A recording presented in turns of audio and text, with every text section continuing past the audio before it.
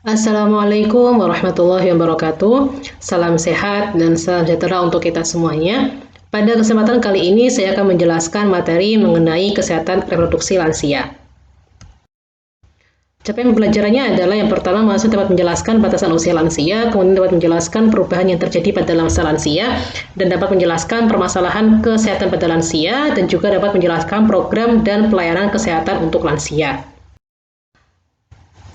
Untuk pendahuluannya, yang pertama bahwa kita perlu ingat bahwa Indonesia ini merupakan salah satu negara dengan jumlah penduduk terbesar di dunia, yaitu dengan jumlah penduduk kurang lebih 270 juta jiwa berdasarkan data BPS tahun 2019. Dan di tahun 2020, populasi pre-senior atau dewasa akhir ya menjelang masa lansia dan juga masa lansia itu sebesar 17,5% dan 10,1%. Artinya, pada tahun 2040, jumlah populasi pada kedua kelompok ini akan terus mengalami peningkatan. Dan bahkan diperkirakan kelompok usia senior atau usia lansia ini diperkirakan akan meningkat menjadi 18%. Ini menurut BPS statistik ya tahun 2019. Apa yang akan terjadi ketika struktur penduduk atau populasi lansia ini semakin meningkat gitu? Sebenarnya kita harus patut bersyukur ya bahwa artinya usia harapan hidup pada penduduk Indonesia ini meningkat ya dari yang dulu hanya sekitar 60-an kemudian sampai ke 70-an gitu. Namun kita juga perlu juga menyadari bahwa ini juga menjadi salah satu tantangan, menjadi challenge gitu ya bagi kita gitu. Karena yang tentu kita berharap bahwa makin bertambahnya penduduk lansia ini ya artinya juga mereka inginnya adalah menjadi lansia yang sehat gitu ya, lansia yang sehat, mandiri dan produktif gitu. Tapi kita tidak menutup mata gitu bahwa kenyataannya justru banyak lansia yang kemudian sakit gitu ya atau mengalami masalah kesehatan tertentu, baik kesehatan fisik, kesehatan sosial ataupun kesehatan mental gitu ya. Bahkan termasuk berkaitan dengan kepikunan, ya, Alzheimer, penyakit degeneratif dan sebagainya gitu. Maka sangat diperlukan upaya kesehatan lansia dan juga dukungan dari berbagai pihak ya, dari keluarga, dari kepada lansia yang tinggal di panti werda, maka ya dibutuhkan dukungan dari institusi ya, dari pemerintah ya, dari instansi dan sebagainya. Berikut gambaran proporsi penduduk lansia di Indonesia dan dunia dari tahun 2013, kemudian estimasi atau perkiraan di tahun 2050 dan di tahun 2100. Jadi, seiring dengan bertambahnya waktu, maka populasi atau proporsi penduduk lansia ini akan mengalami peningkatan yang sangat signifikan. Ya, ini dilihat ya dari tahun 2013 di sini kalau di Indonesia tahun 2013 itu tadinya hanya sekitar 8,9, kemudian di tahun 2050 akan naik menjadi 21,4%, dan di tahun 2100 ini akan semakin naik menjadi 41%. Gitu. Di dunia juga sama, ada kecenderungan meningkatnya usia lansia ya, proporsi penduduk lansia pada tahun-tahun berikutnya. Gitu. Kemudian ini usia harapan hidup Indonesia dari tahun 2008 sampai tahun 2015 dan proyeksi dari tahun 2030 ke tahun 2000 sampai tahun 2035. Jadi yang dulunya masyarakat Indonesia itu hanya bisa hidup sampai pada usia 69 ya rata-rata gitu ya. Kemudian di tahun 2015 itu menyentuh angka ke 70,8 gitu. Artinya banyak penduduk Indonesia yang kemudian dapat dapat hidup gitu ya sampai di usia 70 gitu. Dan diprediksi di tahun 2030 ya itu bisa sampai ke angka 72 gitu. Ini artinya apa? Artinya satu, mungkin terjadi perbaikan ya, perbaikan pelayanan kesehatan di Indonesia gitu. Sehingga banyak lansia yang dapat hidup sampai usia 70-an gitu.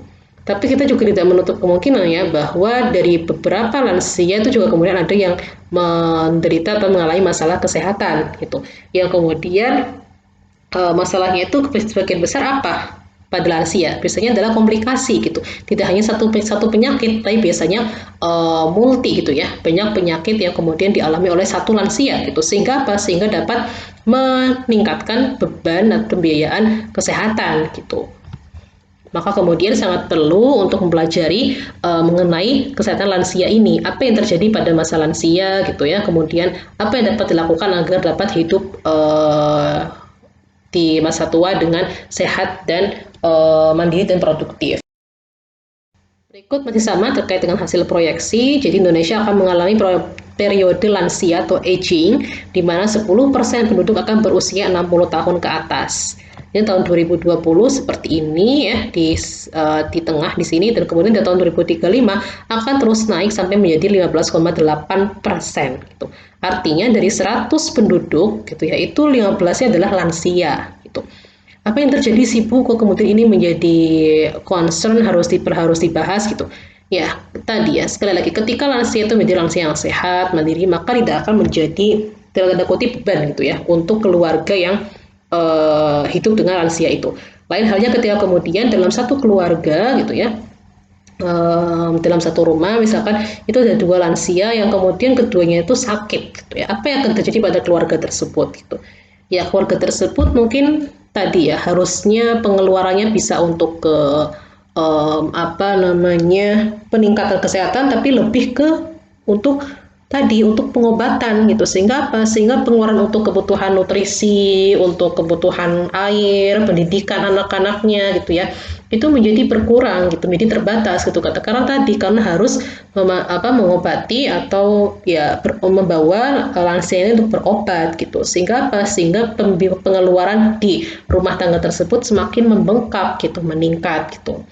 Nah, sementara nanti Mas juga bisa cari tahu ya terkait dengan generasi sandwich, bahwa dalam satu keluarga, katakanlah dalam satu rumah gitu ya, misalkan ada dua pasang suami istri, terus ada orang tua gitu ya. Nah,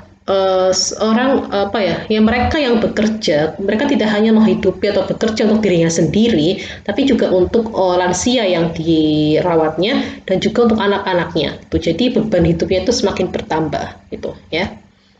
Sehingga kemudian yang diharapkan adalah semakin meningkatnya jumlah lansia gitu ya. Semoga juga lansianya ini juga lansia yang sehat gitu ya, sehat, mandiri, dan tetap produktif.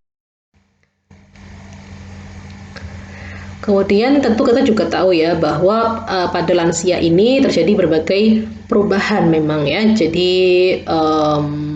terjadi penurunan berbagai fungsi tubuh gitu ya, seperti penurunan massa otot, keluhan rasa sakit yang mengganggu aktivitas, penurunan penglihatan ya, penurunan kemampuan untuk berpindah dan bergerak dari satu tempat ke tempat lain, pendengaran, memori, dan juga konsentrasi gitu. Kemudian seiring dengan terjadinya penurunan dari berbagai fungsi tubuh itu, kemudian juga ketika mereka tidak melakukan gaya hidup yang sehat gitu ya, maka akan semakin rentan mereka untuk mengalami penyakit tidak menular atau penyakit atau non-communicable disease seperti hipertensi, diabetes, anemia gitu ya, masalah sendi dan sebagainya. Yang mana memang dari data menyebutkan bahwa penyakit-penyakit tersebut ya, penyakit-penyakit degeneratif atau tidak menular tersebut merupakan penyakit yang paling umum yang ditemui dan menyebabkan lebih dari 2/3 kematian di Indonesia gitu. Lalu apa sih dimaksud dengan lansia? Lansia ini adalah penduduk yang berusia 60 tahun ke atas. Lansia juga dikelompokkan berdasarkan umur itu ya. Ada yang disebut dengan lanjut usia, yaitu usia 45 sampai 59 tahun, kemudian lansia itu usia 60 sampai 69 tahun, dan lansia resiko tinggi yaitu pada lansia di usia 70 tahun ke atas, atau pada mereka yang berusia lebih dari sama dengan 60 tahun dengan masalah kesehatan gitu. Jadi pada mereka yang usia 60 tahun ya, kalau mereka disertai dengan masalah kesehatan, itu dapat diklasifikasikan menjadi lansia resiko tinggi. Nah, yang terjadi pada lansia itu ada berbagai aspek yang terjadi ya. Tidak hanya terkait dengan biologis, tapi juga pada permasalahan ekonomi dan juga permasalahan sosial. Secara biologis Secara biologis jelas mereka akan mengalami proses penuaan secara terus-menerus yang ditandai dengan penurunan secara fisik ya, dan juga mereka semakin rentan untuk mengalami suatu penyakit gitu. Termasuk pada pandemi COVID ini ya. Disebutkan bahwa lansia ini dikelompokkan menjadi kelompok atau populasi yang rentan untuk tertular COVID-19. Karena erat kaitannya dengan perubahan fisiologis yang ada pada lansia, di mana mereka juga semakin menurun kekebalan tubuhnya gitu ya, kemampuan tubuhnya untuk melawan infeksi atau melawan penyakit gitu, sehingga tadi lansia kemudian dikelompokkan menjadi kelompok rentan tertular COVID-19.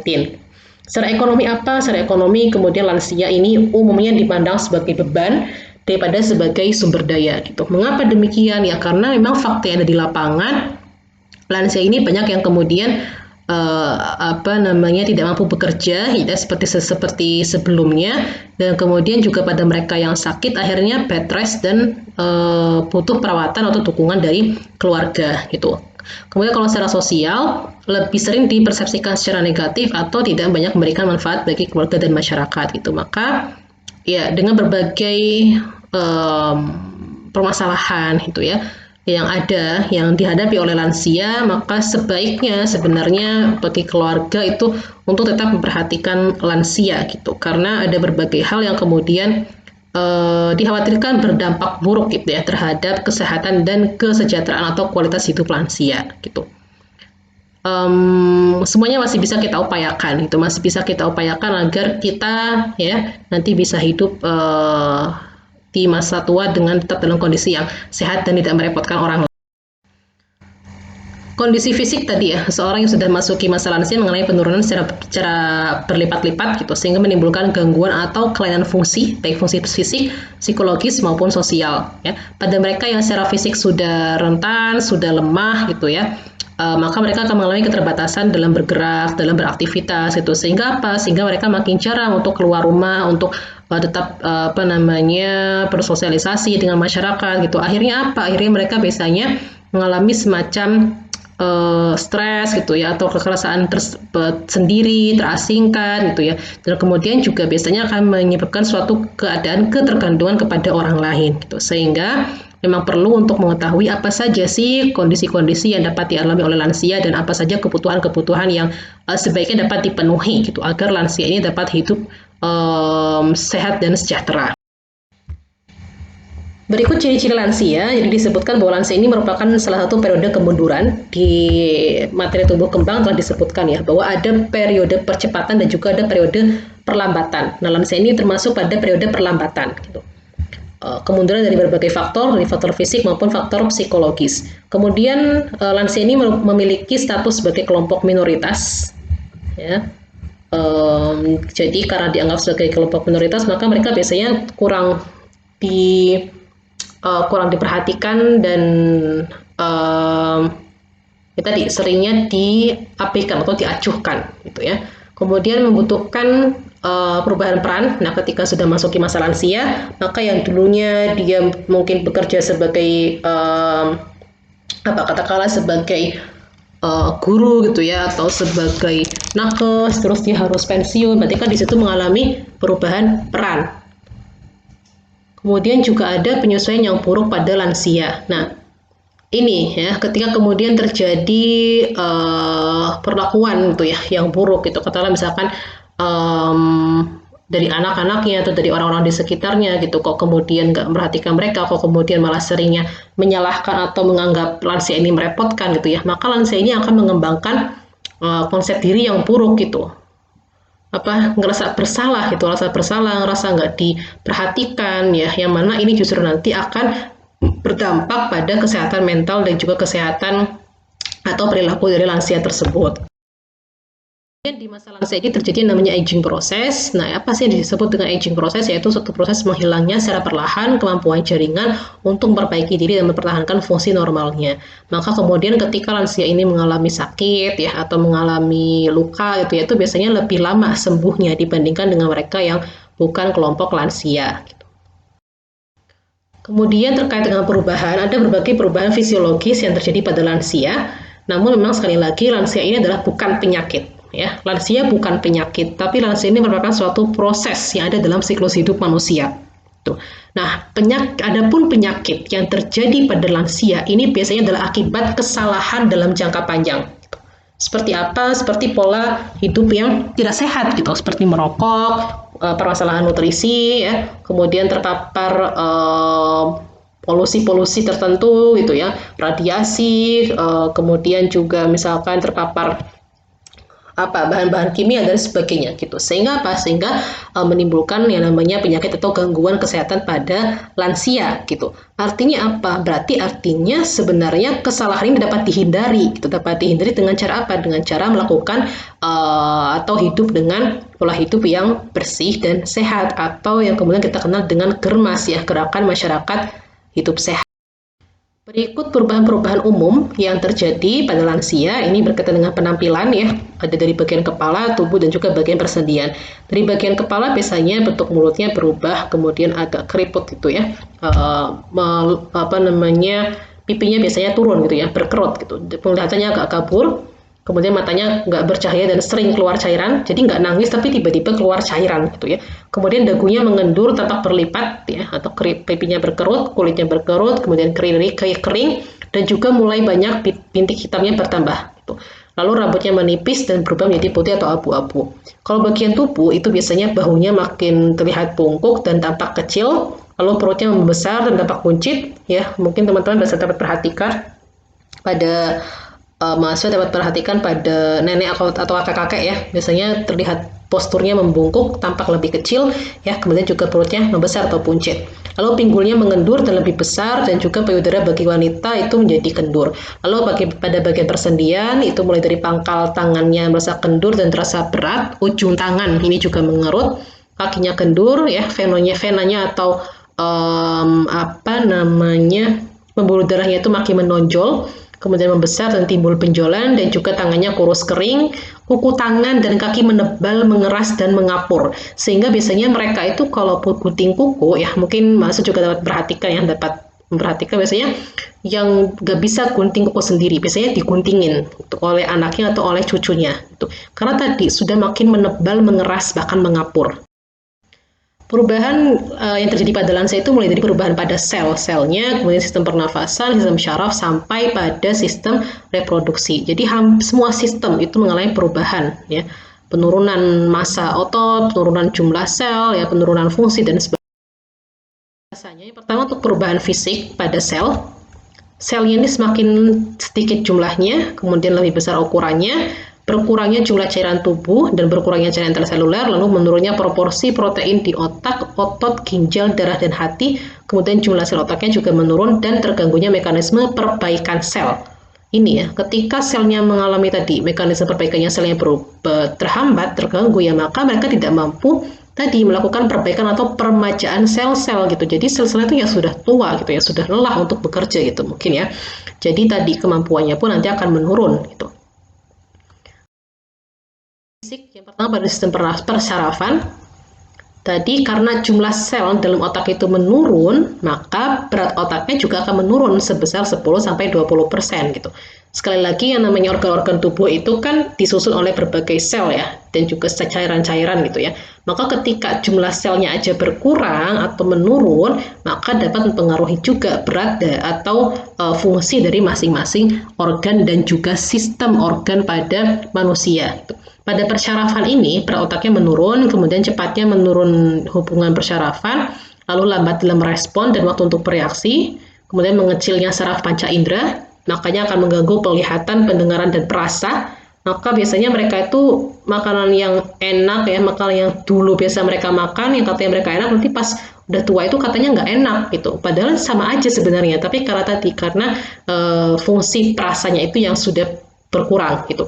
Lebih sensitif terhadap perubahan suhu, kemudian kurang sensitif terhadap sentuhan, jadi udah nggak gelian lagi biasanya. Atau ya tadi kalau disentuh kan karena kulitnya udah kasar gitu ya, mungkin ya udah kasar, udah berkerut, sehingga kurang sensitif terhadap sentuhan-sentuhan gitu. Lalu jumlah neuron otak mulai berkurang, memori jangka pendek juga berkurang, kemudian periode terbangun lebih lama, jadi mereka seringnya insomnia gitu ya, seringnya mereka tuh melek, susah untuk tidur gitu. Karena apa? Karena terkait dengan perubahan dalam tubuhnya, dan juga biasanya mereka sudah memikirkan banyak hal gitu ya, karena mereka memikirkan banyak hal sehingga mereka seringnya terjaga atau sulit untuk tidur gitu. Kemudian respon motorik dan juga refleks makin menurun. Pada sistem pendengaran apa saja yang terjadi? Yang pertama ada yang namanya presbikusis, yaitu ketidakseimbangan pendengaran pada lansia. Kemudian yang mana ini sering disertai dengan kehilangan kemampuan mengenali nada. Kemudian ada juga namanya otosklerosis akibat terjadinya atrofi membran timfani, lalu terjadinya pengumpulan serumen yang dapat mengeras karena meningkatnya keratin, kemudian pendengaran bertambah menurun, ya. Lalu daun telinga juga menjadi kurang fleksibel, kemudian juga suplai darahnya makin menurun sehingga menyebabkan terjadinya degenerasi pada koklea. Jadi ya intinya ada berbagai bagian dari sistem pendengaran, ada koklea, ya ada timfani, ya ada daun telinga dan sebagainya. Itu semuanya terganggu ya, mengalami penurunan fungsi gitu. Kemudian pada sistem gastrointestinal atau pada sistem pencernaan, apa saja yang terjadi? Hilangnya tulang periosteum dan periodontal dan juga tanggalnya gigi. Nah, yang namanya sistem gastrointestinal ini kan terdiri dari berbagai organ ya, yang membantu terjadinya proses pencernaan. Berarti kan mulai dari mulut, mulut, gigi ya, sampai kemudian anus atau rektal gitu. Nah, dari gigi itu juga mulai tanggal satu persatu mulai putus kan ya, mulai patah gitu, dan kemudian biasanya digantikan dengan gigi yang baru atau tetap digantikan dengan gigi palsu atau tetap dibiarkan ompong gitu. Nah, ketika terjadi dari gigi saja sudah bermasalah, maka juga biasanya terjadi berkurangnya cairan ludah dan enzim cerna gitu. Kemudian kekuatan dan elastisitas saluran cerna juga menurun, lalu indera pengecap juga menurun. Karena apa? Hilangnya tadi ya saraf perasa gitu. Kemudian esofagusnya melebar, rasa laparnya menurun dan asam lambungnya menurun dan juga perisentiknya lemah dan biasanya timbul konstipasi atau susah buang air besar. Dan juga terjadi daya absorpsi yang melemah. Karena apa? Karena tadi terjadi penurunan motilitas pada lambung dan usus gitu. Jadi kan kalau untuk membantu menyerap ya atau kemudian ya tadi menyerap dan mengolah gitu ya makanan, berarti kan dibutuhkan gerakan-gerakan gitu ya. Nah, seiring dengan bertambahnya usia, gerakan-gerakannya ini makin melemah gitu. Sehingga apa? Sehingga tadi daya penyerapannya juga akan semakin melemah gitu. Kemudian pada sistem pernafasan apa yang terjadi? Mulai dari otot-otot pernafasan ini kehilangan kekuatan dan menjadi kaku, lalu menurunnya aktivitas dari silia ya atau pada hidung itu semakin menurun.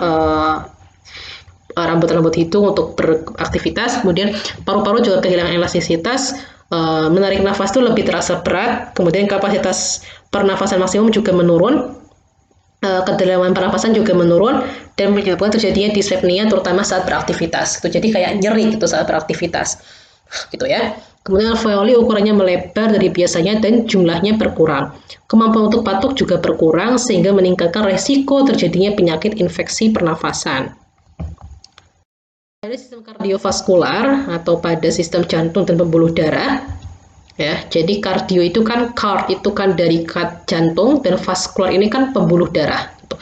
Apa yang terjadi pada sistem peredaran darah gitu ya pada lansia? Yang pertama, elastisitas dinding aorta menurun. Ini kan berfungsi untuk memompa gitu ya, memompa dan mengalirkan darah ke seluruh bagian tubuh gitu. Ketika dinding aortanya ini elastisitasnya menurun, berarti kan makin keras gitu ya. Elastis itu kan fleksibel gitu ya, lentur gitu. Nah, kalau elastisitasnya menurun, berarti kan dia tambah kaku tuh. Karena tambah kaku, berarti nanti kemampuan untuk memompa itu juga tambah susah, gitu, tambah sedikit kemampuannya. Karena tadi sudah mengeras, sudah tambah kaku, gitu kan, sudah kurang elastis, gitu. Kemudian katup jantungnya menebal dan menjadi kaku, lalu sehingga bisa mempengaruhi kemampuan jantung dalam memompa darah. Dan juga dapat terjadi tekanan darah tinggi akibat meningkatnya resistensi pembuluh darah perifer. Nah, biasanya juga pada mereka ya, kalau tadi terjadi kehilangan elastisitas pembuluh darah, sehingga juga kurangnya efektivitas pembuluh darah perifer untuk oksigenasi gitu. Akibatnya apa? Pada lansia ketika mereka mengubah posisi dari tidur ke duduk atau dari duduk ke berdiri gitu ya, itu bisa menyebabkan tekanan darahnya menurun dan mereka akan mengalami pusing mendadak gitu. Tiba-tiba geliyang atau pusing gitu ya karena perubahan posisi dari tidur mau ke duduk, dari duduk mau ke berdiri gitu ya. Maka biasanya mereka memberikan jeda gitu. Misalkan kalau dari posisi tidur itu nggak langsung tiba-tiba berdiri dalam waktu singkat tuh nggak. Biasanya dari tidur terus duduk dulu, duduk sebentar ya. Kemudian nunggu pernafasannya stabil, nunggu kayak udah ya stabil lagi kondisinya baru berdiri. Itu jadi bertahap-tahap. Karena tadi kalau dalam waktu yang cepat tuh biasanya oksigennya itu belum tersirkulasi, belum teredarkan dengan baik gitu ya, sehingga ketika mereka berubah merubah posisinya secara mendadak, itu biasanya mereka nanti mengalami pusing gitu. Bagaimana dengan sistem endokrin atau hormon pada lansia? Jadi pada lansia juga terjadi berbagai penurunan produksi hormon, mulai dari hormon reproduksi, hormon insulin, hormon tiroksin, dan juga hormon aldosteron. Gitu. Karena apa? Karena itu terjadi ketidakseimbangan antara penggunaan dan produksi hormon. Penggunaannya tetap ya, tapi produksinya berkurang gitu. Sehingga apa? Sehingga ya tadi terjadi ketidakseimbangan gitu. Kemudian selain itu juga terjadinya penurunan aktivitas tiroid atau hormon pertumbuhan, kemudian menurunnya basal metabolik dan juga menurunnya daya pertukaran zat gitu. Kemudian kadar hormon tiroksin, tadi hormon pertumbuhan juga menurun, sehingga apa? Sehingga biasanya menyebabkan hipotiroidisme gitu. Kemudian sel-sel beta pankreas juga melepaskan insulin lebih lambat sehingga sering terjadi peningkatan gula darah. Itulah kenapa kemudian banyak yang lansia ini mengalami diabetes mellitus atau kencing manis. Kemudian menurunnya sekresi hormon kelamin, misalnya progesteron, estrogen, dan juga testosteron, sehingga kemudian berdampak pada terjadinya menopause ataupun andropause, dan juga gangguan seksual yang lainnya pada lansia, baik pria ataupun wanita. Pada sistem hematologi atau terkait dengan darah gitu ya, sel T atau limfosit T ini yang berfungsi untuk kekebalan tubuh gitu ya, atau melawan penyakit, ini kehilangan fungsi dan kemampuannya untuk melawan penyakit. Itulah kemudian lansia dilindungi gitu ya sedemikian rupa agar mereka tidak tertular atau tidak terkena virus COVID gitu. Karena mereka sudah berkurang kemampuannya untuk melawan penyakit gitu. Kemudian pada sistem ginjal dan perkemihan, ginjalnya ini mengecil dan juga nefronnya menjadi atrofi ya. Kemudian sehingga apa? Sehingga ketika nefronnya atau selnya itu mengalami atrofi, maka aliran darah ginjalnya juga menurun sampai 50% gitu. Kemudian otot vesika urinaria juga menjadi lemah sehingga frekuensi buang air kecilnya itu meningkat gitu. Maka tidak heran ya kemudian pada lansia itu banyak yang sering bolak-balik ke kamar mandi gitu. Untuk apa? Untuk buang air kecil gitu. Kemudian kecepatan menyaring sel-sel juga menurun sehingga pengeluaran sisa metabolisme obat dan produk makanan juga akan berlangsung lebih lama. Jadi mereka buang air kecilnya meningkat, tapi mereka tadi untuk buang air besar ataupun mengeluarkan sisa-sisa metabolisme obat dan juga produk makanan ini berlangsung lebih lama gitu. Jadi banyak yang mengalami tadi ya konstipasi itu gitu. Sehingga apa? Sehingga banyak yang kemudian perutnya itu membuncit atau membesar karena tadi menumpuk gitu ya. Sulit untuk dikeluarkan itu. Kemudian pembesaran prostat pada pria usia di atas 65 tahun, sehingga ketika kelenjar prostat ini membesar menyebabkan rasa kencing yang tidak tuntas. Jadi pengennya tuh kencing tapi nggak keluar-keluar gitu ya. Kemudian otot-otot bladder dan perianal juga melemah. Kemudian juga angka kejadian untuk terjadinya inkontinensia urin ini meningkat. Jadi apa? Kayak ngompol gitu. Jadi itu pipis tanpa sadar gitu. Jadi kayak kembali ke anak kecil gitu ya. Kemampuan mereka untuk mengontrol keinginan untuk buang air kecil itu menurun. Sehingga banyak yang secara tidak sadar mereka itu ternyata buang air kecil di celana. Kemudian terkait dengan gangguan sistem perkemihan, tadi ada yang namanya inkontinensia urin dan juga ada berbagai macam inkontinensia lainnya. Gitu. Inkonsistensia urin itu tadi ya inkonsisten ya, berarti tadi dia secara nggak sadar itu mengompol. Gitu. Sehingga apa? Ini bisa menyebabkan masalah kesehatan dan sosial. Masalah kesehatan contohnya apa? Kalau dia ngompol atau kalau dia buang air kecil di celana kok nggak sadar, ya berarti kan dia ada kemungkinan dia terlambat untuk membasuh atau membersihkan gitu ya. Maka apa? Mungkin terjadi iritasi kulit gitu. Kemudian secara sosial bisa menimbulkan stres pada keluarga gitu. Lagi duduk ya, duduk di ruang tamu ngompol kan itu ya. Berarti sofanya harus dibersihin, kursinya harus dibersihin, lantainya harus dipel gitu ya dan sebagainya gitu. Kemudian juga membutuhkan biaya untuk tampon, mungkin karena tadi dia sering pipis buang air kecil tanpa sadar sehingga butuh tampon atau butuh selang gitu ya, agar kemudian tadi bisa membantu untuk pengeluaran urinnya ini. Maka butuh biaya kan untuk membeli alat-alat itu. Kemudian macam-macamnya ada inkonsistensi karena stres, ada karena urgensi, ada juga aliran berlebihan dan juga ada karena masalah fungsional. Nanti silakan bisa dicari tahu masing-masing pengertian dari inkonsistensia tersebut. Sistem penglihatan timbul sklerosis dan hilangnya respon terhadap sinar karena daya akomodasi menurun. Kemudian meningkatnya ambang dan daya adaptasi terhadap kegelapan itu lebih lambat dan susah melihat dalam cahaya gelap gitu. Jadi kalau udah gelap itu ya mereka udah nggak bisa melihat gitu ya. Kemudian kornea lebih berbentuk sferis atau bola. Lalu kekeruhan pada lensa mata menyebabkan terjadinya katarak sehingga kemudian banyak yang lansia mengalami katarak gitu ya. Yang mana kalau katarak ini nggak dioperasi kemudian banyak yang mengalami kebutaan gitu. Menurunnya lapangan pandang dan berkurang luasnya pandangannya. Jadi mereka ya makin berkurang intinya ya fungsi penglihatannya gitu. Sistem pengaturan tubuh, pengaturan temperatur tubuh itu apa yang terjadi? Jadi temperatur tubuhnya menurun secara fisiologis ya. Kemudian keterbatasan refleks menggigil dan tidak dapat memproduksi panas. Akibatnya aktivitas otot menurun. Tuh. Kemudian juga terkait dengan keseimbangan cairan, banyak yang mengalami dehidrasi sehingga terjadi peningkatan kadar natrium dan kalium dalam darah. Sehingga mereka seringkali mengalami, ada yang kemudian mudah sekali mengalami kedinginan ya, sehingga tadi apa namanya ya, sehingga mereka intinya mereka tuh kurang mampu untuk mengatasi perubahan suhu gitu. Kulit dapat dilihat ya ilustrasinya pada gambar gitu ya. Jadi nanti semakin berkerut, muncul bintik-bintik gitu ya, makin kasar gitu. Di sini dapat dilihat, jadi kulitnya mengerut dan keriput, permukaan kulitnya kasar dan bersisik gitu ya. Jadi kalau dipegang apa namanya, diusap itu biasanya kemudian ini kayak ada bulir-bulirnya atau bersisik gitu. Rambut dalam hidung dan telinga menebal, kemudian berkurangnya elastisitas akibat dari menurunnya cairan dan vaskularisasi. Jadi apa ya? Tadi berkurangnya elastisitas gitu ya.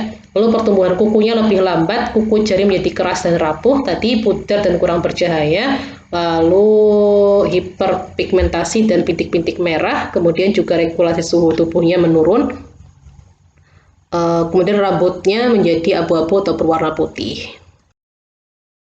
Skeletal atau sistem otot dan ini ya kerangka. Jadi tulang kehilangan density atau cairan dan makin rapuh sehingga banyak yang mengalami osteoporosis, kemudian kifosis atau ini ya gangguan perubahan tulang belakang gitu ya, makin bungkuk gitu. Kemudian pergerakan pinggang, lutut dan jari-jari terbatas, persendiannya membesar dan menjadi kaku, kemudian tendonnya mengerut, lalu juga otot-otot serabutnya mengecil sehingga seseorang bergerak menjadi lamban, ototnya cepat kram dan menjadi cepat tremor atau cepat gemeter gitu ya. Kalau otot-otot pelosok tidak begitu terpengaruh. Nah, berikutnya pada sistem reproduksi, ini dibagi langsung menjadi dua, ada pada wanita dan juga ada pada laki-laki. Kalau pada wanita, apa yang terjadi pada wanita yang lansia? Ada berbagai yang terjadi ya, mulai dari menurunnya produksi hormon estrogen, yang mana kemudian menyebabkan terjadinya menopause. Selain itu juga ukuran ovariumnya menurun, termasuk juga ukuran uterus dan serviks. Lalu vaginanya memendek, menyempit, dan elastisitasnya juga menurun. Kemudian jaringan payudara juga menjadi kendur, jadi payudaranya menjadi turun gitu ya, kendor gitu ya.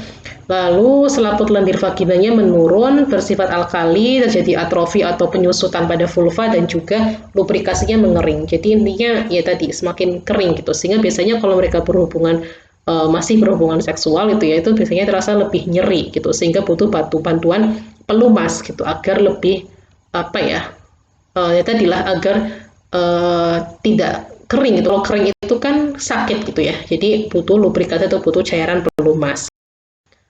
Terkait dengan menopause, ada 3 tahapan pada menopause, ada perimenopause, ada menopause, dan juga ada postmenopause. Kalau peri ini menjelang menopause, dimulai dengan munculnya tanda-tanda dan gejala-gejala awal perubahan dari sistem tubuh ketika siklus menstruasi mulai tidak teratur. Ini biasanya terjadi pada usia 47-51 tahun. Nah, kalau menopause ini adalah masa berakhirnya siklus menstruasi yang terdiagnosa setelah 12 bulan tanpa periode menstruasi gitu.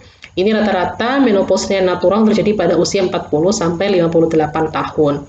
Kalau postmenopause ini periode yang terjadi sesudah siklus menstruasi terakhir dan merupakan periode tahun setelah menopause. Jadi peri dulu terus meno baru pause. Ingat ya, pause itu berarti pasca atau setelah gitu.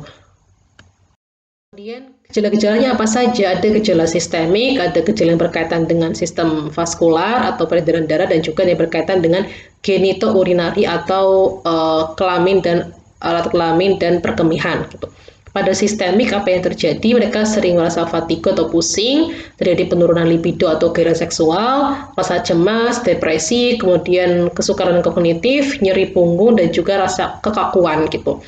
Pada vasomotor atau yang terkait dengan peredaran darah itu mereka rentan mengalami sakit kepala, kemudian permasalahan terkait dengan denyut jantung, keringat di malam hari, masalah gangguan tidur, dan juga hot flashes atau rasa panas gitu ya pada rasa panas pada muka itu biasanya. Kemudian genitourinary atau terkait dengan genital dan perkemihan, itu vagina terasa kering, nyeri saat berhubungan seksual tadi ya, karena vaginanya kering ya, sehingga tadi rentan untuk mengalami nyeri saat berhubungan seksual. Kemudian terasa gatal dan juga terbakar, dan juga frekuensi urin meningkat tadi. Bahkan ada yang kemudian mengalami ngompol gitu ya, atau inkonsistensia urin. Berikut ilustrasi dari menopause dan andropause. Nah, gejala-gejala ini berkaitan erat dengan tingkat stres, kualitas nutrisi, kemudian kebiasaan olahraga, dan juga lingkungan gitu. Apa lingkungan yang kemudian paparan dari lingkungan di aktivitas sehari-hari pada laki-laki atau perempuan gitu. Ada berbagai tanda ya tadi ya, mulai dari kalau mood swing atau perubahan mood, depresi itu bisa dialami oleh keduanya. Pusing juga iya, keringat di malam hari juga bisa dialami oleh laki-laki dan perempuan, penambahan berat badan juga dialami oleh perempuan dan laki-laki, kemudian penurunan gairah seksual juga dialami oleh perempuan dan laki-laki. Kalau yang terkait dengan masing-masing jenis kelamin itu dapat dilihat ya, pada perempuan itu mulai dari lupa, kemudian hot flash atau rasa panas pada wajah, terkait dengan permasalahan denyut jantung, kemudian menstruasi yang nggak teratur, ngompol, vagina yang kering, dan juga nyeri sendi dan gatal gitu. Kalau pada laki-laki mulai dari kehilangan massa otot ya, jadi lemah gitu ya, biasanya kuat, motong apa tuh jadi kayak ototnya tuh berkurang kekuatannya gitu. Kemudian juga ereksinya berkurang gitu ya. Kemudian menurunnya energi dan juga menurunnya keinginan untuk melakukan aktivitas seksual. Terus juga lack of focus atau kurang fokus gitu. Itu pada laki-laki. Oke, berikutnya terkait dengan perubahan sistem reproduksi pada lansia pria. Ada berbagai hal, mulai dari menurunnya produksi hormon testosteron, kemudian ukuran testis yang mengecil, ada juga kemungkinan terjadi impotensi ya, atau impotensi gitu ya. Kemudian waktu ejakulasi juga memanjang.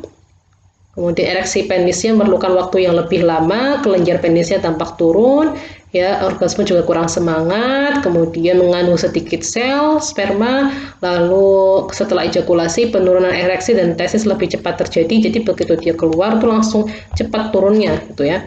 Itu pada laki-laki lansia pria. Kemudian kelenjar prostat biasanya mengalami pembesaran atau hipertrofi, lalu libido juga kalau libido tidak mengalami perubahan yang signifikan. Kalau kuantitas spermanya itu menurun, tapi kalau kualitas spermanya ini tergantung dengan gaya hidupnya si lansia pria tersebut. Berikut juga infografis terkait dengan menopause dan andropause pada laki-laki dan perempuan, termasuk upaya-upaya untuk mengurangi ya gejala atau dampak yang diakibatkan dari terjadinya menopause dan andropause. Jadi yang perlu kita perhatikan salah satunya adalah bahwa menopause ini adalah benar-benar berhenti ya, sudden stop in the ability to get pregnant, berhenti untuk berhenti atau hilangnya kemampuan untuk hamil. Kalau andropause itu a slow decrease, jadi penurunan ya secara perlahan hormon testosteron gitu. Artinya apa? Artinya pada lansia pria gitu ya, kalau masih awal-awal mengalami andropause ya mereka masih ada spermanya itu gitu, masih ada sel sperma dan masih dapat masih subur lah gitu pada laki-laki. Kalau pada perempuan begitu mereka mengalami menopause itu benar-benar berhenti kemampuannya untuk hamil gitu. Berikut masih sama infografis, nanti silakan bisa dipelajari mandiri. Untuk andropause ini berasal dari kata andro adalah kejantanan dan pause adalah istirahat, pause ya, berhenti gitu. Andropause ini merupakan perubahan akibat proses menua pada sistem reproduksi pria gitu. Apa saja yang terjadi pada mereka yang mengalami andropause itu dapat dilihat pada gejala fisik, seksual, emosional ya. Kemudian andropause ini adalah tadi ya, di mana terjadi perubahan fisik, hormon dan psikis serta penurunan aktivitas seksual. Dapat dilihat pada gambar.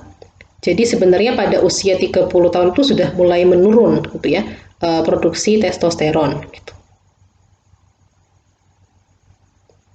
Apa saja gejalanya untuk kejadian andropause itu mulai dari hair, jadi rambutnya menipis dan rontok ya atau hilang, kemudian dari otak bagaimana terjadi perubahan mood, depresi, kemudian energi yang berkurang gitu ya, dari kulitnya apa yang dirasakan ya, rasa panas, keringat di malam hari gitu ya. Kemudian dari jantungnya bagaimana, terus dari ya dapat dilihat ya. Kemudian ini tadi terkait dengan penurunan jumlah testosteron pada laki-laki. Jadi dapat dilihat ya, di usia 20 itu masih full, di usia 30 sudah berkurang, kemudian di 40 makin berkurang, 50 makin berkurang ya, terus berkurang ya. Jadi hanya berkurang gitu. Artinya kalau hanya berkurang itu ya berarti sebenarnya masih bisa untuk memproduksi sperma, hanya mungkin jumlahnya makin berkurang gitu. Masih sama terkait dengan menopause dan andropause. Salah satu terapinya adalah dengan cara terapi hormon ya. Perubahan fisik yang lainnya apa saja? Mulai dari kemampuan belajar dan memori, kemudian intelijensianya atau kecerdasannya, lalu personality atau sifat gitu ya, dan juga pencapaiannya. Daya ingatnya menurun ya, kemudian kalau dari intelijensia itu secara umum tidak banyak berubah, jadi masih banyak lansia yang kemudian masih cerdas gitu ya, masih banyak gitu. Kemudian personality atau sikap ya, karakter itu juga nggak banyak berubah, hampir sama seperti saat muda.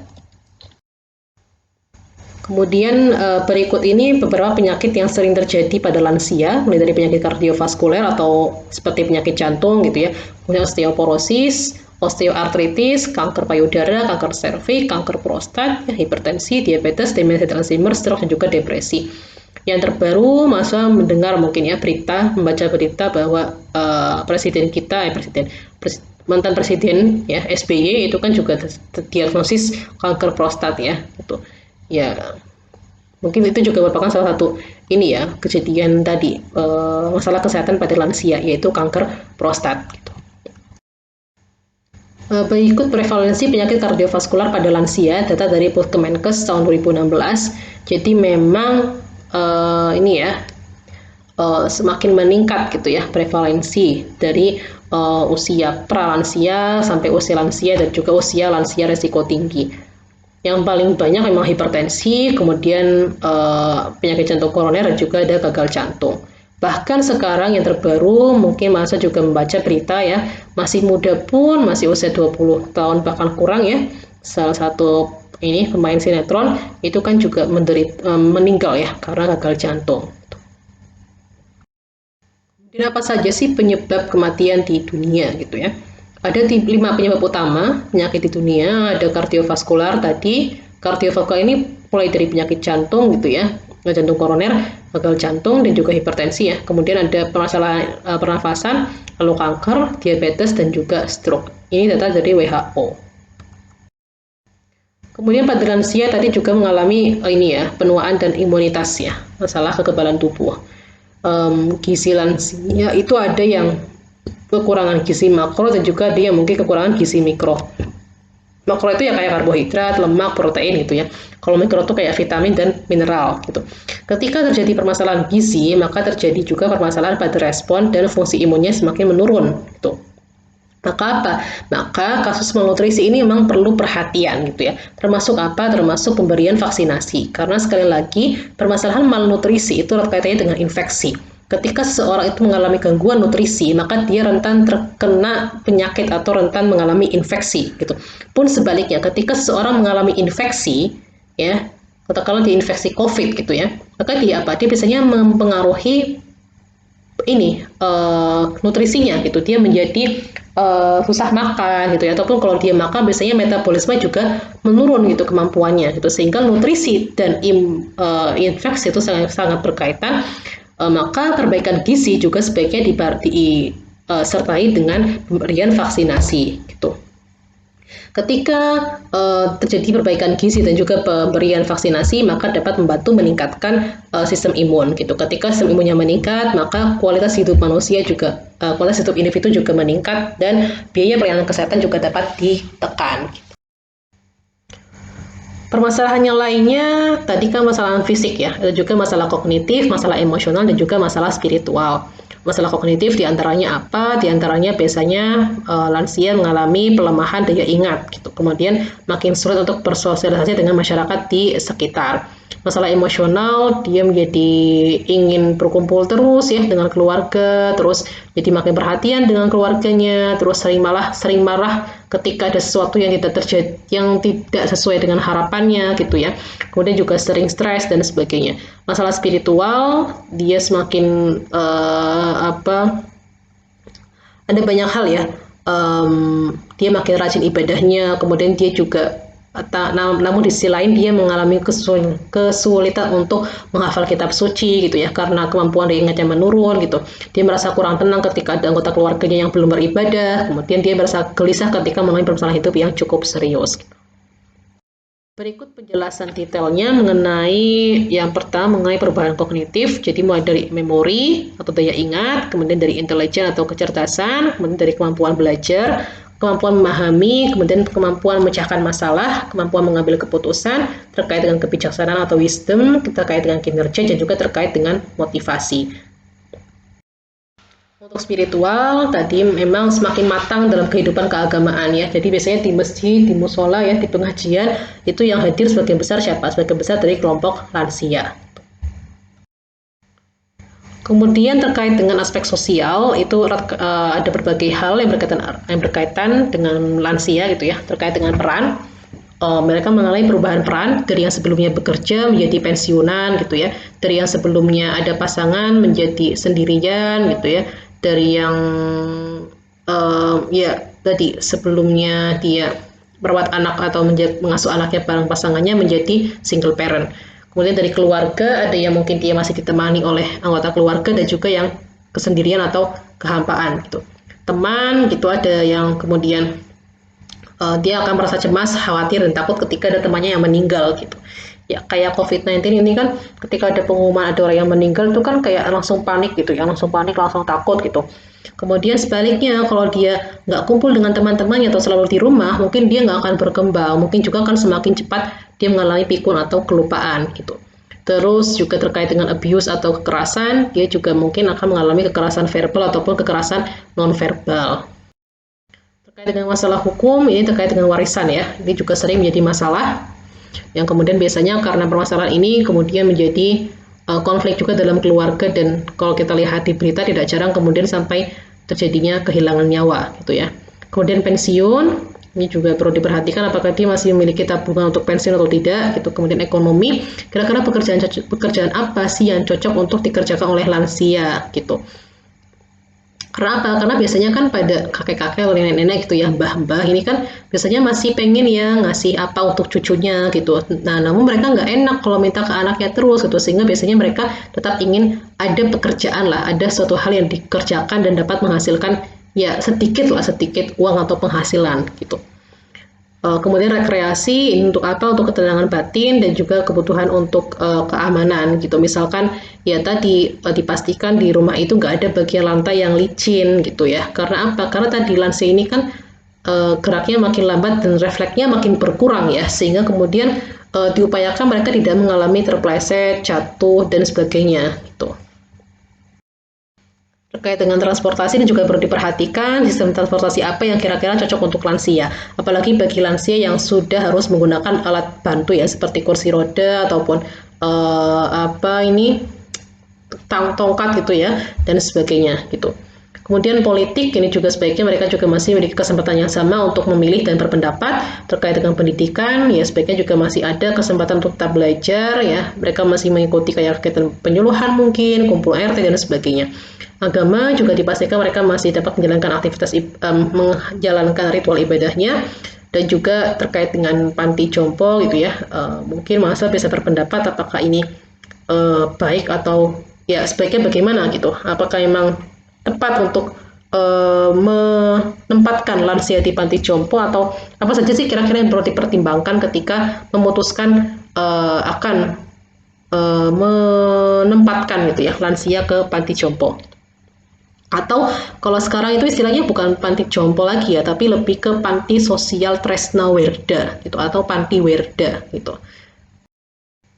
Kemudian terkait perubahan psikologis, kalau tadi kan terkait dengan kognitif dan sosial ya, kalau psikologis itu mereka banyak yang mengalami frustasi, kemudian rasa kesepian, takut kehilangan kebebasan, takut menghadapi kematian, adanya perubahan keinginan, depresi, dan juga kecemasan.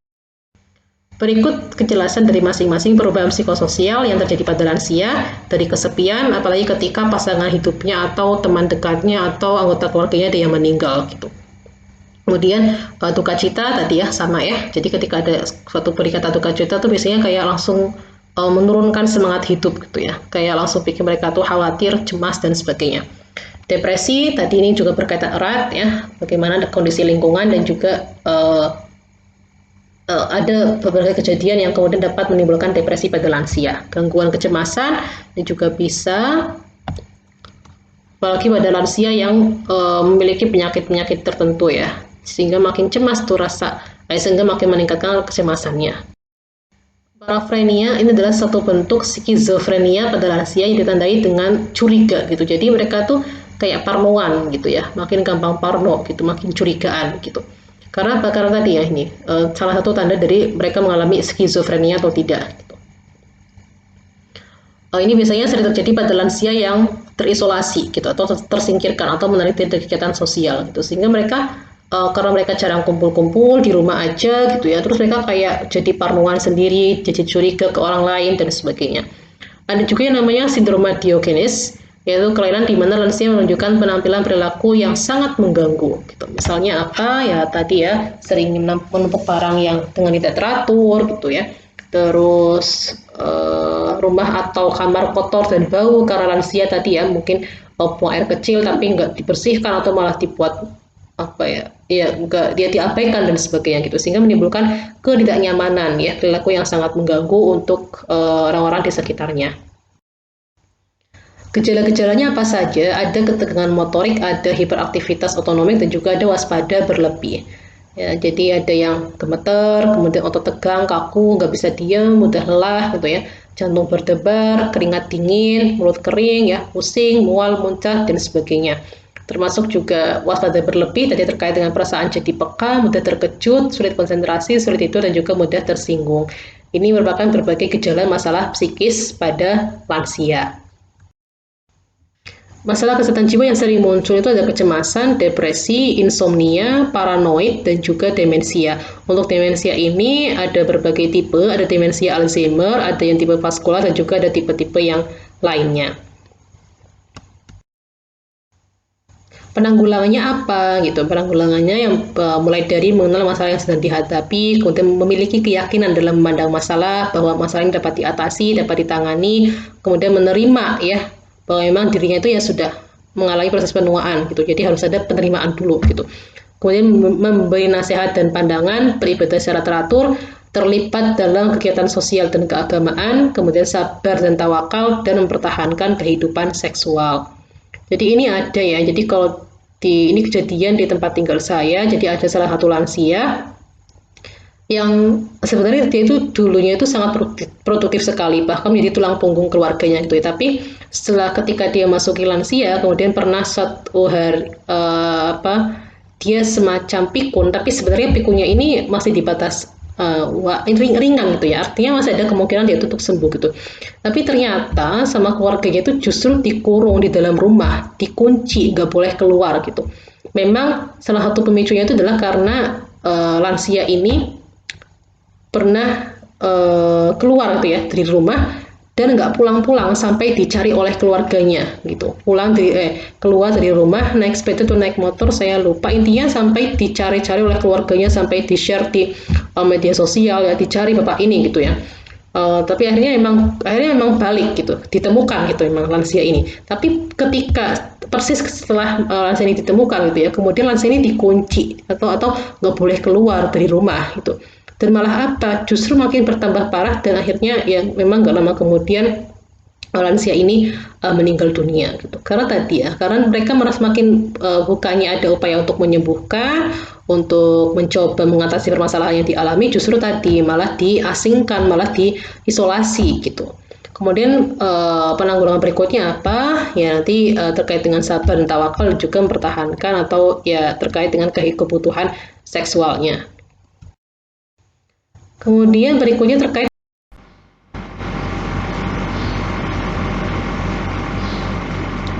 berikut ini adalah angka kesakitan dan penyebab penyakit pada kelompok usia lansia. Dari data disebutkan bahwa beberapa penyakit yang paling sering terjadi pada lansia ada hipertensi, kemudian artritis, stroke, masalah gigi dan mulut, kemudian juga ada PPOK atau penyakit paru obstruktif kronis dan juga diabetes mellitus.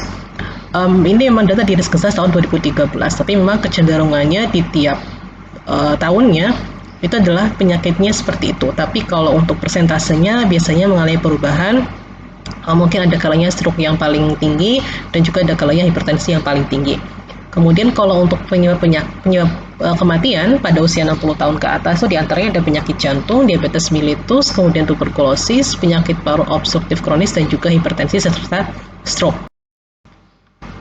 Selain itu ada perbedaan ya mengenai pasien geriatri dan pasien lanjut usia. Jadi ada dua istilah di sini, ada pasien geriatri dan juga ada pasien lanjut usia. Apa yang membedakan? Pasien geriatri ini sudah pasti adalah mereka yang berusia lanjut ya. Tapi kalau pasien lanjut usia itu belum tentu mereka adalah pasien geriatri. Karena ada beberapa karakteristik pada pasien geriatri, yaitu yang pertama umumnya sudah memiliki beragam penyakit kronik degeneratif. Jadi seperti dijelaskan di slide sebelumnya bahwa karakteristik penyakit pada lansia adalah komplikasi atau multipatologi, jadi berbagai penyakit itu. Maka ketika terjadi berbagai penyakit, apa yang terjadi? Berarti mereka harus mengkonsumsi beragam obat gitu, yang seringkali kemudian dapat menimbulkan efek samping ya. Misalkan dia harus mengkonsumsi obat untuk pereda nyeri atau sakit jantung, kemudian juga ginjalnya bermasalah, maka harus mengkonsumsi juga obat untuk ginjalnya dan sebagainya gitu. Nah, padahal mereka sudah mengalami penurunan faal organ gitu, sudah mengalami perubahan berbagai fungsi dari organ dan juga sistem organ gitu, sehingga rentan terhadap penggunaan obat yang berlebihan. Apalagi kalau penyerapan obat ya, itu siapa, organ mana yang berperan, yaitu terkait dengan ginjal dan hepar. Sementara kalau kita lihat di slide sebelumnya, perubahan fungsi atau perubahan kinerja pun itu terjadi juga pada ginjal dan hepar atau hati gitu. Kemudian selain itu pada pasien geriatri juga umumnya mereka juga mengalami gangguan status nutrisi, mungkin obesitas, mungkin malnutrisi atau kurang gizi ya, atau mungkin juga ya anemia dan sebagainya. Kemudian juga mengalami problema psikososial yang rumit ya, terkait dengan aspek-aspek sosial dan psikis, kemudian juga gangguan pada aktivitas hidup sehari-hari. Berikut berbagai sindrom geriatri, ada 14. Ini selalu ada kecenderungan, ada kemungkinan untuk bertambah lagi ya. Tidak hanya 14, mungkin bisa sampai 15, 16 dan seterusnya. Melihat nanti hasil pengamatan dari perubahan-perubahan yang terjadi pada lansia. Jadi di sini untuk mempermudah mahasiswa memahami mengenai perubahan-perubahan yang terjadi dan juga terkait dengan ini ya, perubahan-perubahan yang terjadi pada lansia disingkat dengan 14I. Ada yang pertama imobilisasi, sesuai dengan namanya, mobile berarti kan bergerak, berarti ini imobilisasi artinya keterbatasan mereka dalam bergerak. Jadi biasanya butuh bantuan gitu ya, butuh bantuan alat gerak, butuh bantuan orang untuk berpindah tempat dan sebagainya. Yang kedua terjadi instabilitas postural, jadi dia mudah jatuh, instabil, tidak stabil, posturnya itu nggak stabil gitu. Karena mungkin dia terlalu bungkuk, karena mungkin kemudian terkait dengan kekuatan ototnya dan sebagainya, sehingga ada ketidakstabilan postur pada si lansia ini. Akhirnya mereka rentan untuk mengalami jatuh nyeri dan sebagainya gitu. Kemudian yang ketiga, inkontinensia urin. Sudah dijelaskan di sebelumnya bahwa salah satu perubahan yang terjadi pada lansia diantaranya adalah mereka mengalami gangguan dalam mengontrol keinginan untuk buang air kecil, sehingga banyak lansia yang kemudian mengalami ngompol gitu ya, kalau istilah yang kita sering kenal gitu. Yang keempat, infeksi. Lansia juga rentan mengalami infeksi karena ini erat kaitannya dengan kemampuan mereka untuk kemampuan sel T dan sel darah putihnya gitu ya, untuk membantu melawan virus ataupun serangan mikroorganisme yang lainnya gitu. Kemudian impairment of hearing and vision, ini juga jelas ya bahwa mereka juga mengalami gangguan pada penglihatan dan pendengaran. Lalu inanition, ini terkait dengan nutrisinya mereka. Kemudian iatrogenik, ketika mereka mengkonsumsi obat-obatan tadi ya, maka rentan mereka untuk terjadinya efek samping atau komplikasi gitu. Kemudian insomnia. Insomnia ini mereka biasanya mengalami gangguan tidur ya, maka nggak jarang kemudian lansia itu kalau malam itu tidurnya malam, tapi kalau dini hari itu sudah bangun biasanya. Jadi karena memang mereka mengalami insomnia atau sulit tidur. Kemudian intellectual impairment, ini gangguan intelektual, jadi dalam hal mengingat, dalam hal memahami sesuatu, dalam hal mempelajari sesuatu, itu mereka sudah mengalami gangguan gitu. Kemudian yang ke-10 isolation, jadi mereka merasa terisolasi, merasa terpinggirkan gitu ya. Kemudian yang ke-11 terkait dengan impecunity, di mana mereka mengalami keterbatasan dalam menghasilkan atau dalam ya mendapatkan penghasilan gitu ya. Kemudian irritable colon, jadi ususnya itu sudah nggak seperti dulu lagi, artinya biasanya dikit-dikit kalau kayak merasa mual, nggak cocok dengan rasa makanannya, ingin muntah dan sebagainya gitu. Kemudian immune deficiency, jadi sistem kekebalan tubuhnya menurun ya. Lalu impotence, ini terkait dengan fungsi seksual pada lansia. Berikut infografis dari 10 masalah kesehatan yang sering terjadi pada lansia. Ada yang berkaitan dengan fisik dan juga ada yang berkaitan dengan mental atau psikis. Terkait dengan fisik dapat dilihat ya, ada artritis, kemudian ada obesitas, ada penglihatan, pendengaran, osteoporosis, kemudian masalah gigi ya, karies gigi, kemudian masalah kanker, masalah penyakit jantung. Kemudian kalau mental problem ini terkait dengan ingatan ataupun juga terkait dengan perasaan depresi. Lalu apa yang perlu dilakukan dalam mengkaji atau memberikan pelayanan gitu ya kepada lansia ini? Ada yang dikenal dengan istilah pengkajian paripurna. Ini ada beberapa hal yang perlu dilakukan. Yang pertama adalah mengkaji kemampuan fungsional, artinya kemampuan mereka untuk melakukan aktivitas sehari-hari. Maka ini menggunakan skor dari activity daily living, sesuai dengan namanya ya, activity daily, berarti aktivitas sehari-hari. Kemudian yang kedua, selain melihat atau mengkaji aspek fungsional, juga dikaji atau dinilai status psikokognitif dan perilaku mereka. Terkait dengan psikokognitif, berarti kan terkait dengan aspek psikis, yaitu bisa menggunakan Geriatric Depression Scale, atau juga Mini Mental State Examination, atau juga Abbreviated Mental Test, kemudian Neuropsychiatric Inventory, dan juga Tokyo Metropolitan Index of Gerontology. Ini berbagai instrumen, berbagai formulir penilaian yang mungkin juga dapat teman-teman akses gitu. Kemudian berikutnya, selain kemampuan fungsional, kemampuan psikis, kognitif, perilaku, juga dilihat dengan kondisi, juga dilihat aspek medisnya gitu. Riwayat penyakitnya apa, kemudian ada gejala penyakit apa, lalu dilihat gitu ya, diukur berbagai hal-hal pemeriksaan penunjang lah yang dibutuhkan gitu, sesuai dengan indikasi atau anamnesis dari nakes gitu.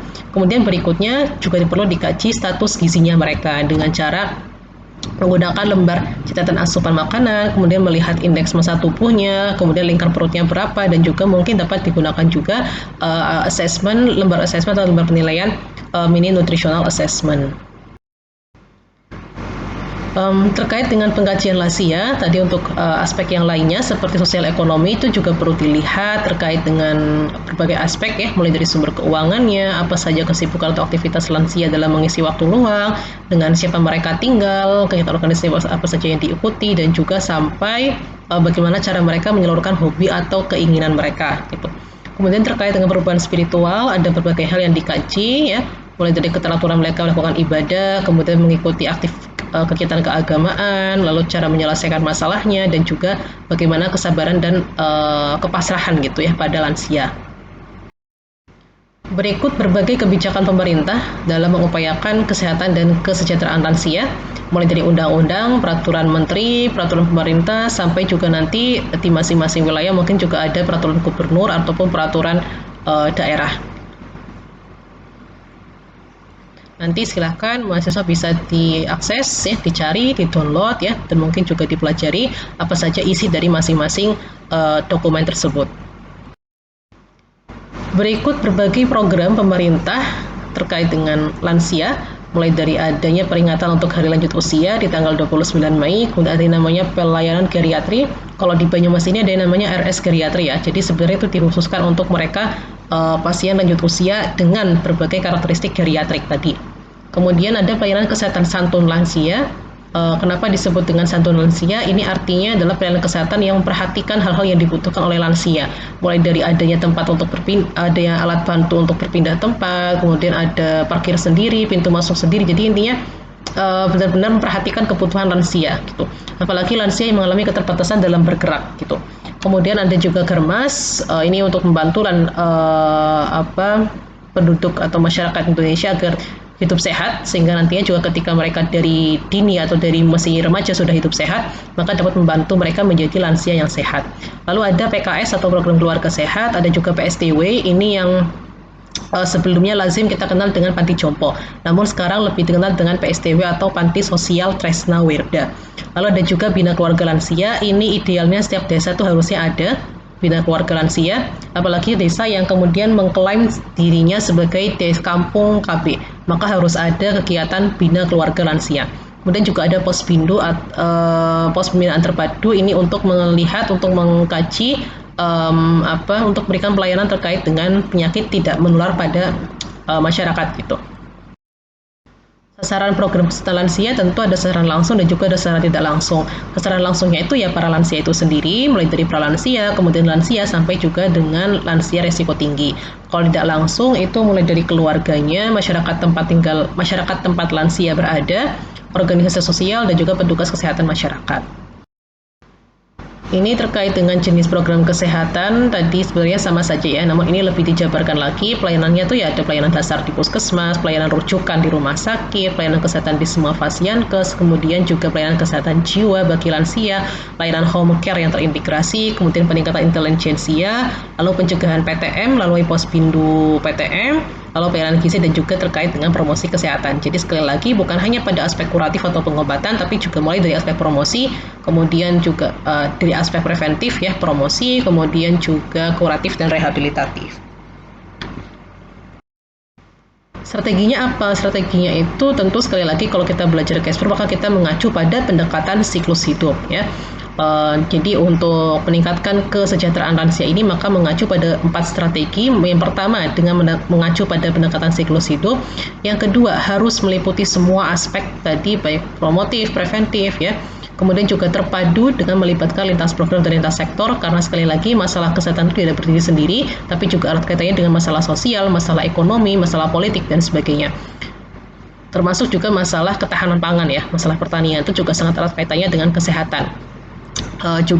Terkait dengan lingkungan itu juga sangat erat kaitannya, apalagi sekarang ini ada perubahan iklim, dan ternyata perubahan iklim itu sangat berdampak terhadap kesehatan masyarakat gitu. Kemudian selain itu juga harus ada unsur pemberdayaan masyarakat dan keluarga gitu. Jadi sekali lagi tidak hanya fokus kepada lansianya, tapi juga perlu melibatkan masyarakat dan keluarga. Kemudian tantangannya apa? Tantangannya ada berbagai macam ya, mulai dari penyakit degeneratif yang semakin banyak, kemudian diperlukan biaya yang besar, masih kurangnya pengetahuan generasi muda, dan juga adanya anggapan masyarakat bahwa lansia ini identik dengan penyakit dan ketidakberdayaan. Padahal kalau kita lihat, kalau kita lihat di media sosial, di media massa gitu ya banyak juga lansia yang masih produktif, masih bisa bekerja gitu ya. Berikut terkait dengan pendekatan siklus hidup dan juga pendekatan continuum of care. Dapat dilihat ya, ini tentu sudah sangat familiar bagi mahasiswa Kesmas, apalagi yang dari Kespro. Ini peta strategi peningkatan kesehatan lanjut usia. Jadi dari yang paling bawah, dari sumber daya kesehatannya dulu. Jadi ini menggunakan pendekatan sistem ya. Artinya apa? Artinya harus ada input, kemudian prosesnya bagaimana, lalu outcome-nya apa, dan dampaknya itu apa. Inputnya itu ya dari sumber daya. Sumber daya ini tidak hanya sumber daya manusia, tapi juga mulai dari aspek hukum, apakah ada kebijakan hukum, apakah ada hukum yang menaungi atau yang melindungi terkait dengan upaya-upaya tersebut. Kemudian juga selain hukum juga dari SDM-nya bagaimana, apakah ada berikutnya juga apakah ada standar dan pedoman dan sebagainya gitu. Jadi harus ada semuanya, tidak hanya membicarakan masalah SDM manusianya ataupun juga dari sarpras, tapi mulai dari hukum, sistem informasi, kemudian SOP atau standar dan pedomannya itu apakah ada atau tidak ada gitu. Selain input, kemudian juga nanti dilanjutkan ke proses ke tahapan proses gitu. Jadi kalau inputnya sudah bagus, harapannya nanti prosesnya juga berjalan dengan maksimal gitu. Proses di sini tuh meliputi apa saja, mulai dari sosialisasi, ya, kemudian advokasi ke pemerintah gitu ya, ataupun ke pihak-pihak terkait gitu. Dan juga adanya peningkatan jejaring atau networking, kemudian juga adanya promosi gitu. Sehingga harapannya dengan berbagai proses yang dilakukan tersebut, maka akan menghasilkan luaran atau outcome yang diinginkan gitu. Outcome-nya apa? Outcome-nya yang inginnya nanti peningkatan akses dan mutu pelayanan lanjut usia gitu. Kemudian juga terkait dengan pemberdayaan lanjut usia dan sebagainya, sehingga harapannya dapat menghasilkan lanjut usia yang berkualitas. Apa yang terjadi atau apa yang akan dilakukan ya ketika kemudian terjadi perubahan fungsi tubuh gitu. Lansia nanti bisa melakukan berbagai hal berikut ya, mulai dari mereka perawatan diri sendiri, kemudian ada senam ya, lalu periksa kesehatan secara rutin, mengikuti kegiatan yang masih mampu mereka lakukan, kemudian minum obat ya, makanan bergizi, dan juga minum paling sedikit 8 gelas setiap hari. Itu beberapa hal yang mungkin dapat dilakukan pada lanjut usia yang mengalami perubahan fungsi tubuh. Terkait dengan olahraga atau aktivitas fisik yang dapat dilakukan oleh lansia, apa saja? Itu bisa yang pertama olahraga ringan, kemudian berjalan-jalan ya, jogging, bersepeda atau berenang, itu masih memungkinkan ketika mereka juga kondisinya masih cukup sehat ya. Lalu berkebun, beternak, memancing, dan juga rekreasi. Intinya jangan sampai menjadikan mereka itu merasa terkurung gitu ya, atau tidak bisa beraktivitas gitu. Jadi kita harus bisa memberikan ya kenyamanan dan juga kebebasan kepada lansia, namun tetap harus kita dampingi dan kita awasi gitu. Ini jangan lupa ya bahwa memang dari kementerian juga sudah ada kampanye ya mengenai Kermas, dan kemudian salah satu cara ya untuk meningkatkan kesehatan, untuk menjaga kesehatan masyarakat adalah dengan menggunakan 6 kegiatan ini gitu, yang kemudian disingkat dengan cerdik gitu. C-nya apa? C-nya cek kesehatan secara rutin, apalagi pada masyarakat yang kemudian sudah ada riwayat penyakit sebelumnya, kayak riwayat tensi tinggi, riwayat asam urat tinggi dan sebagainya, maka dia perlu cek kesehatan secara rutin. Kemudian enyahkan asap rokok, lalu rajin aktivitas fisik, R-nya, kemudian D-nya diet seimbang, lalu harus istirahat yang cukup, dan juga mengelola stres atau pikiran. Tuh. Cek kesehatan tentu sekarang sudah sangat fleksibel ya, artinya alat pengukur tensi pun sudah terjual gitu ya, sudah dapat dibeli dengan bebas gitu ya. Jadi bisa kemudian membeli mungkin tensi digital gitu ya, dan juga bagi mereka yang punya riwayat tensi tinggi bisa rajin mengecek tensinya gitu. Apalagi bagi mereka yang sebelumnya pernah mengalami serangan stroke pertama gitu ya, itu juga sangat perlu untuk memperhatikan cek kesehatan kesehatannya dan juga dietnya gitu. Peran kesehatan nanti sebagai apa gitu ya, tentu kalau untuk Kesmas berarti lebih ke aspek promotif dan preventif. Apa saja sih sebenarnya hal-hal yang dibutuhkan oleh lansia gitu? Mereka butuh asupan makanan yang cukup dan sehat, kemudian aspek pakaian dan kelengkapannya, lalu perumahan ya atau tempat tinggal, kemudian ada dukungan perawatan dan pengawasan kesehatan, kemudian bantuan praktis sehari-hari. Artinya tadi ya, sekali lagi ketika mereka mengalami imobilitas atau kemudian ada instabilitas postural, apalagi yang kemudian mengalami inkontinensia urin, maka mereka butuh bantuan gitu. Kemudian juga berikutnya terkait dengan transportasi, apalagi bagi lansia yang kemudian mengalami keterbatasan gerak, dan mereka butuh alat transportasi yang mendukung gitu untuk memastikan dia tetap bisa berpindah tempat dengan dengan baik gitu. Kemudian teman bicara atau ya tadi ya dukungan sosial gitu. Kemudian juga rekreasi dan hiburan, rasa aman dan tentram. Kemudian bantuan alat panca indera bagi mereka yang mengalami gangguan di panca inderanya, dan juga mereka juga butuh perhatian yang cukup gitu. Ini ada yang namanya konsep menua sehat. Jadi sekali lagi yang kita harapkan kan adalah lansia yang sehat gitu ya. Maka apa yang dapat diupayakan? Kita harus ingat bahwa ada dua faktor yang dapat mengaruhi gitu ya kualitas hidup lansia. Gitu. Ada faktor endogen dan juga ada faktor eksogen. Faktor endogen itu dari dalam, dari sel, jaringan, organ gitu ya. Yang mana ini semacam siklus gitu ya. Intinya memang seiring dengan bertambahnya usia biasanya juga mengalami perubahan terkait dengan jumlah dan kualitas selnya, jaringan dan juga organnya. Selain faktor endogen juga ada faktor eksogen. Ini berkaitan dengan faktor-faktor eksternal seperti lingkungan dan juga gaya hidup. Nah, ini yang masih dapat kita modifikasi gitu. Ini yang masih dapat kita pastikan ya bahwa lingkungan tempat tinggal kita tuh lingkungan yang sehat, gaya hidup kita juga gaya hidup yang sehat, sehingga dapat mencegah munculnya faktor penyakit-penyakit tidak menular ataupun penyakit menular gitu. Kemudian dibutuhkan apa? Dibutuhkan P4 gitu untuk membantu mewujudkan lansia yang sehat. Dari peningkatan mutu layanan kesehatan, kemudian adanya pencegahan, pengobatan, dan juga pemulihan. Selain itu apa? Selain itu juga harus belajar sabar ya, santai, dan juga komunikatif. Artinya jangan dipendam gitu. Jangan diam gitu ketika merasa ada hal yang tidak nyaman dengan tubuhnya gitu. Sebaliknya, keluarga juga jangan acuh dengan lansia ini gitu. Ya, harus peka, harus perhatian juga gitu.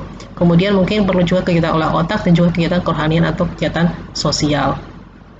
Karena sekali lagi ketika mereka ngerasa sendiri, ngerasa diabaikan, yang ngerasa diacuhkan, justru akan meningkatkan peluang atau resiko mereka mengalami demensia ataupun Alzheimer.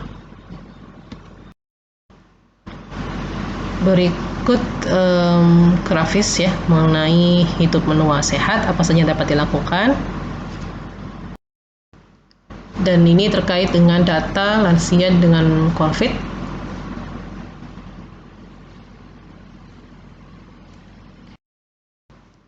Ini terkait dengan kegiatan di Pospindu. Ada kegiatan mulai dari registrasi, wawancara oleh petugas, kemudian yang ketiga pengukuran antropometri ya, materi tinggi badan, indeks massa tubuh, lingkar perut ya. Kemudian juga pengukuran panca inderanya, apakah masih cukup tajam penglihatannya, terus pendengarannya bagaimana, dan seterusnya.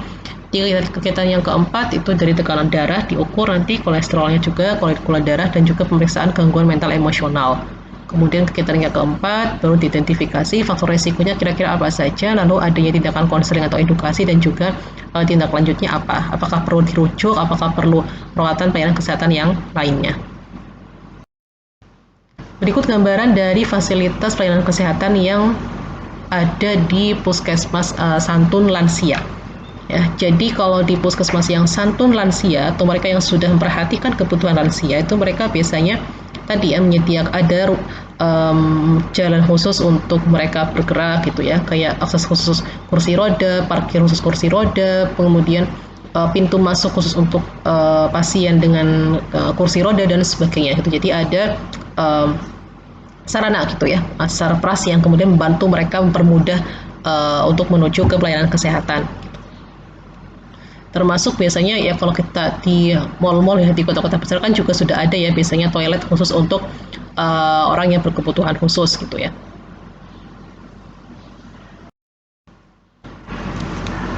Baik, jadi yang dapat kita simpulkan bahwa sekali lagi memang lansia ini banyak yang mengalami keterbatasan, banyak yang mengalami masalah kesehatan ya, kemudian juga masalah penurunan fungsi gitu. Yang mana kemudian mengakibatkan mereka banyak yang membutuhkan bantuan dari orang lain gitu. Kemudian apa sih yang dapat kita lakukan gitu? Maka ketika memang mereka sudah merasa ketergantungan kepada orang lain ya, maka sebisa mungkin kita tetap memperhatikan gitu ya, memberikan dukungan kepada mereka gitu. Apalagi kemudian ketidakberdayaan secara fisik ini kemudian disertai dengan ketidakberdayaan secara ekonomi, secara sosial, ya secara psikis gitu. Maka tentu mereka membutuhkan dukungan sosial yang cukup besar gitu. Di antaranya apa? Di antaranya kita dapat membantu mereka untuk mencari teman baru atau aktivitas baru yang dapat mengisi waktu luangnya mereka. Kemudian mengingat banyaknya masalah kesehatan yang terjadi pada lansia, tentu diperlukan upaya-upaya gitu ya, upaya-upaya pencegahan dan juga penanganan gitu agar nantinya kesehatan dan kesejahteraan lansia ini dapat meningkat gitu. Apa sih yang dapat dilakukan itu mulai dari makan makanan yang bergizi ya, kemudian juga terkait aktivitas fisik, lalu terkait dengan pola pikir atau mengelola stres, kemudian kebiasaan hidup yang lainnya seperti tidak merokok, kemudian juga cukup istirahat ya, tidak minum minuman alkohol dan sebagainya. Berikut referensi yang digunakan, silakan nanti ada berbagai link yang dapat diakses juga untuk memperkaya wawasan dari mahasiswa. Kemudian ini ada hal-hal yang perlu kalian pelajari mandiri juga. Jadi tadi kan sudah disebutkan ya, ada berbagai program kesehatan untuk lansia gitu.